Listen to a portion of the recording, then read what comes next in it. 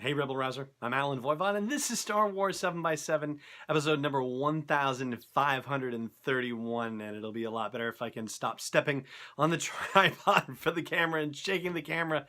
Anyway, so we are looking at Solo: A Star Wars Story, and we are looking at the expanded edition, specifically the novelization of Solo: A Star Wars Story, and taking it piece by piece, looking at the secrets of Solo based on the different sections of the film. Today, we're talking about the Mimban section of the movie and things that we learn because of the Solo novelization. In specific, the big thing that we learn from this section of the novel is why Beckett and company were short-handed when they were on their mission on Mimban. Now, that comment is made by Tobias Beckett, by Woody Harrelson, when he's trying to advocate for taking Han and Chewie with them to wherever it is that they're heading. Obviously, we know where they're heading, but, from that point of the story, we don't know where they're heading. And we never really understand in the movie, why is it that they're short-handed? I mean, we had no idea what was going on with them. They were just the three of them there with Val and Rio and Tobias. So why would they even be there in the first place if they were short-handed? Well, it turns out that there is more to the story than what we saw on screen. Surprise, surprise. So okay, and I guess the spoiler warning, it's different from last shot where we were a few months out from the novelization's release. Now we are just about a week out from the release of the Solo novelization. So yeah, we could be in spoiler territory a little bit. So, there's your warning. If you don't want to dig into this with me, then, save it for a later date. Otherwise, let's just get into it. So there was a fourth member of their party by the name of Corso, Korso, and the description has him running around with a heavy blaster cannon, so immediately you're kind of put into mind of a Baze Malbus type of person, perhaps. And his deal was that he made a deal with Tobias Beckett where he would help Beckett get the uniforms that they needed in order to safely be on Mimban and figure out how to steal this AT hauler, and in return, Beckett would take him off of Mimban so that way he wouldn't have to deal with this horrible war anymore. And in fact, they were supposed to skirt around the main fighting itself, and instead they ended up right smack dab in the middle of the fighting. Unfortunately for all of them, but most particularly unfortunately for Corso, who gets killed in the firefight that they're involved in and that Han is involved in as well. And so things mostly happen from there, as you saw it in the movie, where Han tries to find out what they're up to and then threatens to blackmail them, and Beckett tells the lieutenant that this guy's a deserter, and they throw him in with the beast. So yeah, that much is pretty much the same. However, when they get out, when Chewie and Han get out, they escape and they head to the shipyard where the AT hauler is about to take off. As Beckett is looking down and seeing Han and Chewie there, first of all, he's thinking more about Chewbacca as the muscle that Corso apparently would have represented. So he's not necessarily looking at Han in that regard. However, he is making note of the fact that Han must be rather remarkable in his way, because not only did he escape, but he talked a Wookiee into coming with him.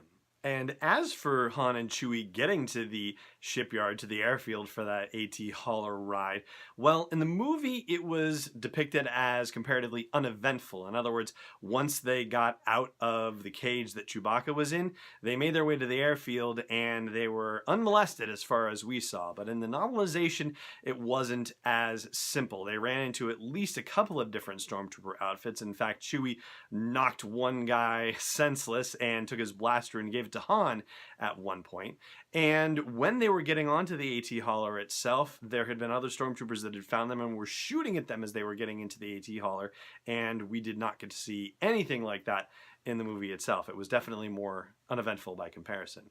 Now, there are two other little funny bits that I want to share with you, and I'm going to do that after the break and a quick word from our friends at Nissan. Stay tuned. Hey, Rebel Rouser. Have you ever wanted to take a land speeder for a spin, or maybe even the Millennium Falcon itself?